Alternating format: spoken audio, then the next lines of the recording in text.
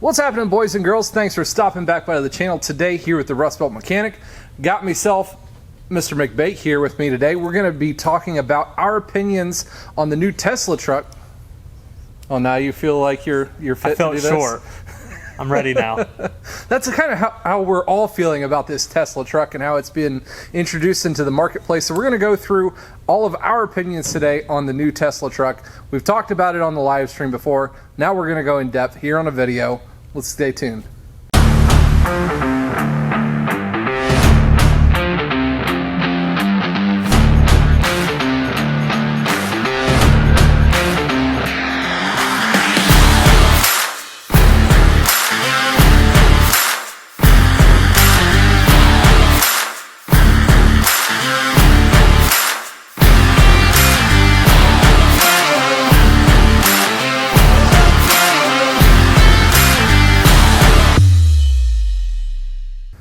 Alrighty, McBake. So, all right, we're talking electric vehicles. Yes. EVs. Talking about the future. I know, and I want to be excited about it. I really do. This last week, Tesla came out with, not another car. They came out with the Cybertruck. The Cybertruck. The big old bad Cybertruck, and we've been anticipating this one for a long time now. They were thinking that they were going to put it out in the summertime, but they pushed it back to November, and it came out. So, this is the Cybertruck right here for you guys. This big, ugly, triangular, hexagonal shape little thing. Whatever you want to call it, but this is a Cybertruck. I guess beauty is in the eye of the beholder. Yeah. I think it's gorgeous. Gorgeous, eh? I do. I really do. Now, let's look at this a little bit more, I guess, preemptive, and let's go at it just area by area. Yeah. Kind of talk about different sections. So let's first bring up, obviously, the biggest elephant in the room, style. What's your view on the style? I think it looks fantastic. I think that if you look at any iconic cars, any posters that you had on your wall as a child, I mean, you're talking, the Countach, probably... the XJ220. XJ220, Ferraris. The Lotus Elise, Ferraris, the Testarossa. Think about that shape. That shape is the Cybertruck. So I don't know why people are so hard on it. Yeah, it doesn't look like a truck. But guess what? The Countach didn't look like a car either. No, it looked like a triangular wedge going down the road. Exactly. And now guess what? They're worth $1 million. Now, I'm not going to throw in a Cybertruck into the realm of a Countach here. Not today. But not today, you won't. Exactly. But will we in 30, 40 years? But what was the idea behind the making of the vehicle? The Countach was meant to be the icon of that time. It's supposed to be the poster child of every kid's dream. Right. Do you think the Cybertruck was manufactured to be that? For a particular crowd, I kind of do. Yeah? Yeah, I mean, we're in a world that's just... People are growing up as tech enthusiasts. And yeah, this may not be a truck for car people like me, like Therustbelt, like you. But it's definitely a truck for tech enthusiasts. I agree. You can't deny that. No. And the shape is very off-putting. I think it's beautiful, but they also have to do it for function. I mean, you're an electric vehicle that weighs a lot. How are you going to make up your range for the weight? It has to be in the aerodynamics. No, I do say it's aerodynamic. But, however, if you look at the designing of aerodynamic vehicles in today's date, it's rounded, flowing, no edges, just, nice. It's the bubble shape, the Prius. Yeah. That's what it is. There's no this, that, down, up. There's no hard lines to it. I see what you're saying about the wing shape, but it's the triangle, but there's a lot of sharp edges to it. But you just brought up the Prius, and think about Gen 1 Prius. It was a wedge. Yeah, the sides weren't sharp angles. It was more along the lines of an aerofoil. Which is like a wedge. it's flowing. All right, agreeing to disagree. Okay. I'll agree with. I see where you're going on it. It is aerodynamic, and that's where they're going on that one. They had to make it aerodynamic. To me, it looks more like it's trying to stay off of a radar.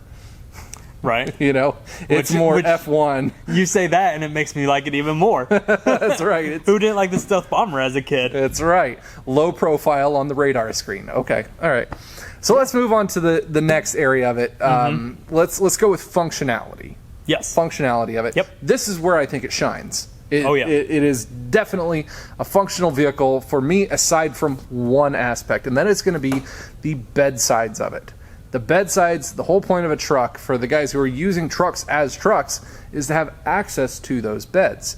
They were revolutionary in what they did with the tailgate. Tailgate's fantastic. So we're going to put up a picture right here of the tailgate and see how it comes down out of the back. It extends down so you have a full ramp setup. And not to mention that quad. Right. That quad that they put in the back, everybody wants one of those. When they pull up the quad, that was the first thing I was like, I want to buy that. Yeah, that's the first thing you want to buy. Exactly. But as far as the sides of the bed, they're not accessible. It's very first-gen Honda Ridgeline. Yeah. Which everybody hated, which is why Honda got rid of that idea. Yeah. But everything else about the truck? Yeah. Functional. Stainless steel, pretty much side armor. Right. Genius. Best selling point of the truck. Yeah, I don't know why that was, the DeLorean did it and then nothing else. I don't know why. And now people have these DeLorean barn finds, and guess what? They polished to be brand new again. Why isn't stainless steel, why isn't that a thing? I'm guessing cost and function to it. But I mean, so is everything else in your kitchen is all stainless steel anymore. Yeah, no kidding. So why not go to that? I think it's genius, and I think that's the best selling point of it. No dings, no dents. You don't have to worry about scratches. It'll always buff out. Yeah. No problem. It's an exoskeleton for your car. Now, we're not going to get into the shenanigans that they went through on the bulletproof glass. Yeah. Or did you see on the presentation, they didn't call it glass. They actually called it transparent metal. Or steel or something like that. No, now that was translucent. I felt bad for Elon at that moment. I did too. I almost did, but it was almost that, ha ha, told you, you're not as good as you think you are kind of moments. Yeah. They chalked it up to they had all day that they were putting that thing through tests, and it had a ball dropped on it like 150 times that day. There were videos out of Franz, I think it was his name. I think he was like the lead designer. The Franz. Franz. Before the presentation, throwing the same metal ball at it and it didn't break. But again, I don't know. Twice. I think live. I think what that showed is that the glass isn't as strong as what they think. And yeah, they can do it backstage or in the factory, but then you go out to the crowd and you get hyped and you have the adrenaline flow going through you. So you really give it a throw, and no, it's not going to stand up. No, I will give them that any other manufacturer's glass. If you're going to take a 15-pound steel ball and throw it through one of the cars here in the shop, no, that thing's going through one window and probably through a second. Yeah. Now, I'll give them that. It is really strong, but not really quite up to par of what they said it was going to be. It's not bulletproof. Now, as far as function with the drive line, it was smart that they decided to come out with 3 different drive lines. Right. They've got $39,000 for the 2-wheel drive option. They come in at $50,000 for the all-wheel drive 2-motor option, and then the big bad boy is like $69,000. $69,900 for a 3-motor option. And I don't know how they're going to incorporate the third motor.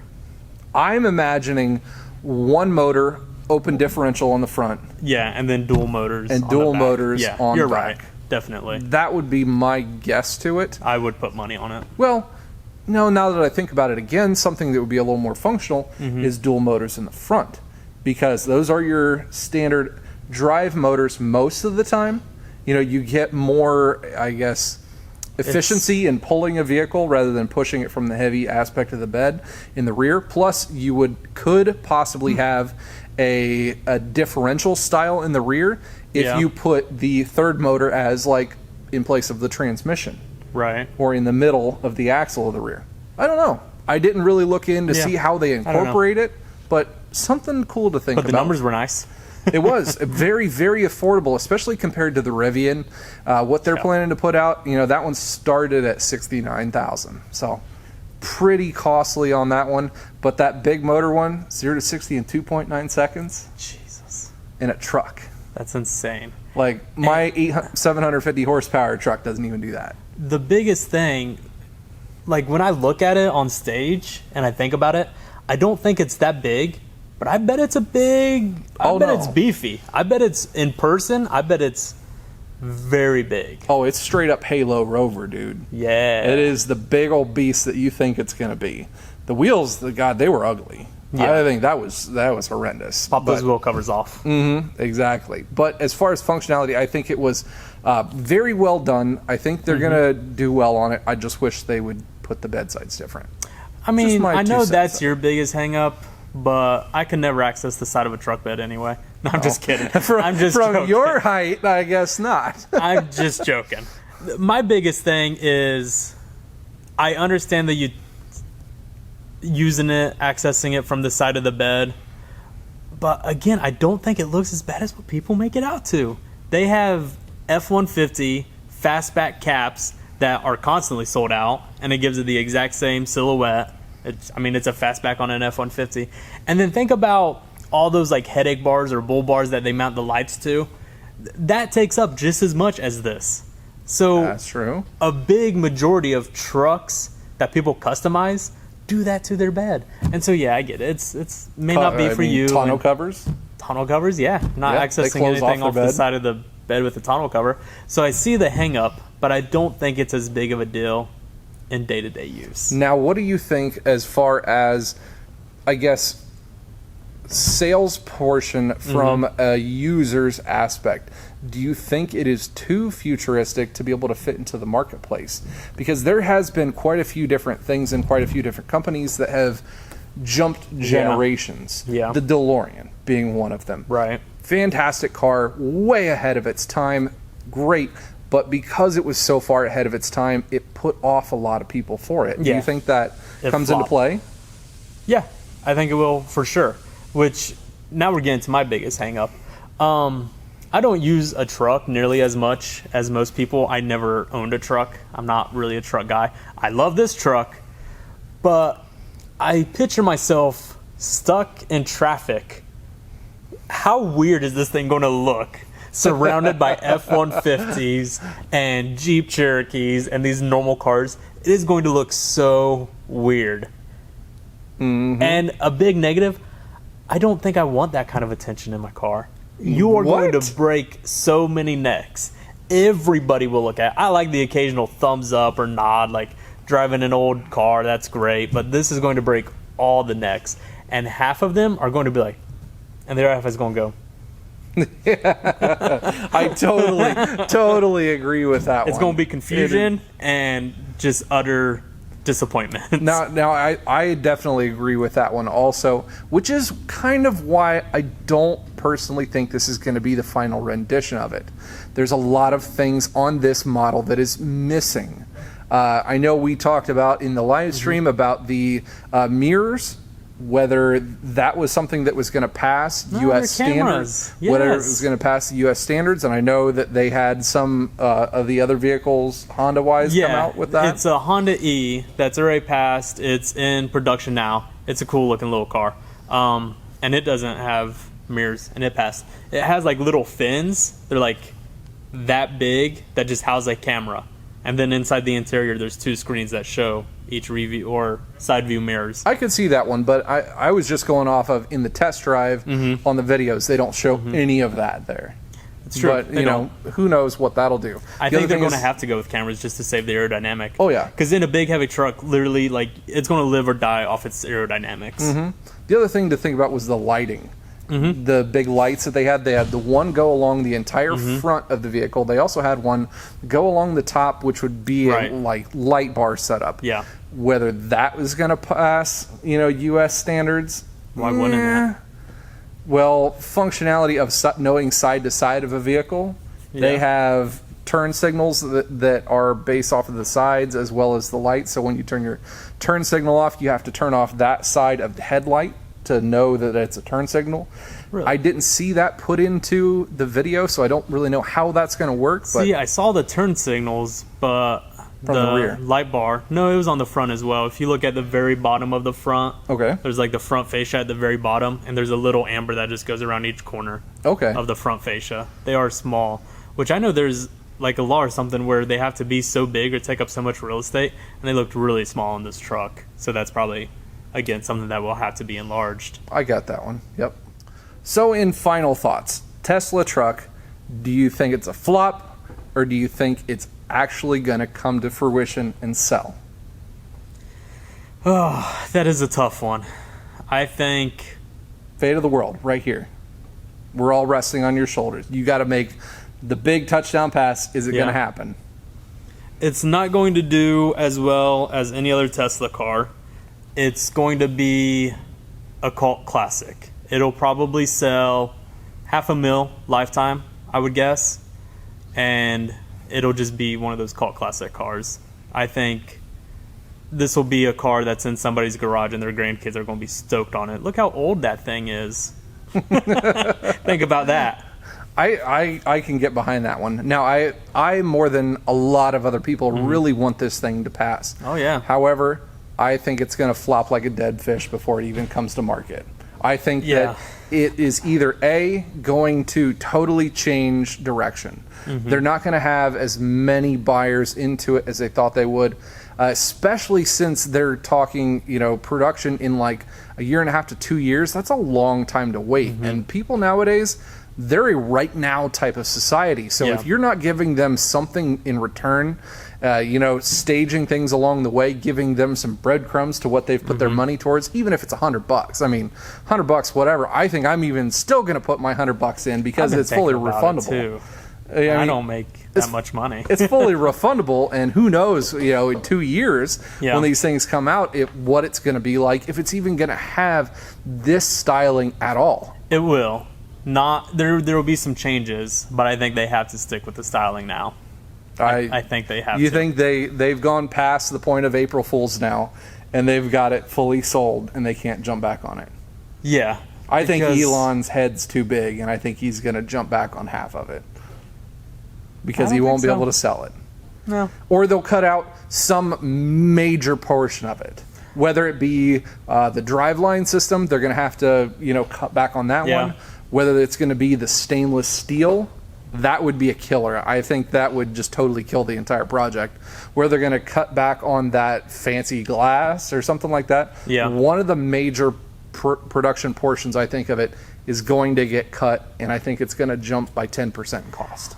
See, I think the Cybertruck is going to look just like this. I think there will be changes. It'll be not a low production number, but with all of the backlash, Elon Musk, like you were saying, his head's too big. He won't go back on this. There's going to be a Cybertruck, but I wouldn't be surprised if in a year there's a new reveal for the Tesla T. Because if you think about it, they have the S, the sedan, the 3, which used to be an E for the economy. They have the X for the crossover. It's weird that they didn't go with Tesla T because that's their naming scheme. That's what they freaking So the went fact with. that this is Cybertruck, I think it's going to be this cool one-off, like, check this out. This is the future. Now for those real truck buyers, here's a Tesla truck. That's a good point, and I didn't even think about that one. That's why I think this is going to be a cult classic. Okay. I don't think this will be the final. This isn't the only truck they're making. So this is going to be the F-150 Shelby 700 horse truck that's going to be out there. That's going to be the corner of the market, the niche that not hardly anybody's going to get. Exactly. Right. I totally agree with that one, and that is a great point to that one. Now I think that it's going to go in some weird different direction. So really, what I want to hear is your guys' opinion as well. Let's leave some comments down below and see what you guys think about the Cybertruck, whether it's going to flop or whether it's going to pass. What you think, whether we're absolutely way out in left field, not even thinking straight. You already know what they're all going to say. Yeah. So you guys are crazy. Go ahead, FLOP, press enter. How many flops are we going to get here? Right. I know it is. Let's see the flops. Yeah. All right. But I'm giving it a big old thumbs down. I'm giving it a big old thumbs up. 1 and 1. I'm stoked for it. All right. So let's see what you guys think about it. Leave some comments down below. Let's get some conversation rolling on this project. If there isn't enough already. Well, guys, that's about all the information that we have for you today on this subject. We've got all kinds of more content coming out for you. If you have not already, make sure you go and check out Mr. McBake's channel. Yeah. come check me out. If you want to tell me how wrong I am in this video, I'll be glad to have you at my channel. Go ahead and check it out. He puts out some great content here in the shop with shop tools, practices, new technician strategy. It's going to be a great time. Make sure you go and check him out. If you haven't already, make sure you hit the subscribe button down below and turn on that bell notification so you get notified when I come out with cool, awesome content just like this one. Appreciate you guys stopping in. And as always, you guys stay awesome.